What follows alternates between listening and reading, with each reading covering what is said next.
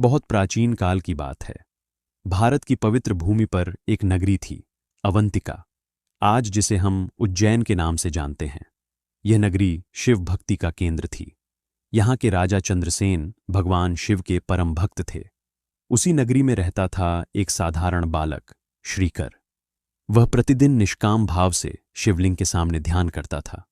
पुराण कहते हैं, उस बालक की भक्ति इतनी पवित्र थी कि उसकी तपस्या की शक्ति तीनों लोकों तक फैलने लगी। उसी समय राक्षस कुल में जन्मा एक असुर तप कर रहा था। उसका नाम था दुशान। उसने कठोर तपस्या से ऐसा वरदान प्राप्त किया कि जहां भी शिव की पूजा होगी वहां वह बाधा उत्पन्न कर सकेगा। अपने अहंकार में दूषण ने अवंतिका पर आक्रमण कर दिया।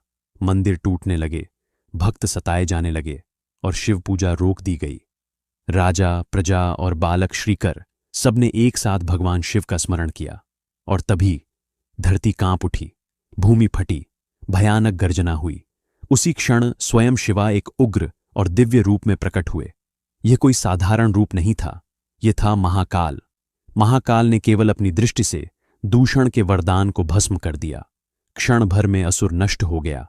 तब शिव ने कहा, मैं यहां महाकाल रूप में सदैव निवास करूंगा। जो मेरी शरण में आएगा उस पर काल का प्रभाव नहीं होगा। उसी क्षण भगवान शिव स्वयंभू शिवलिंग के रूप में यहीं स्थिर हो गए। इसी कारण यह स्थान कहलाया महाकालेश्वर ज्योतिर्लिंगा। महाकाल का अर्थ है काल का भी काल। समय और मृत्यु दोनों शिव के अधीन हैं। इसीलिए यह ज्योतिर्लिंग दक्षिणमुखी है, यह दर्शाने के लिए कि मृत्यु भी शिव की सेवा में है। और यहाँ की भस्म आरती हमें स्मरण कराती है, जो जन्मा है वह भस्म होगा, लेकिन जो शाश्वत है वह केवल शिव है। आज भी उज्जैन में महाकाल विराजमान हैं। जो भी भक्त सच्चे भाव से उनकी शरण में जाता है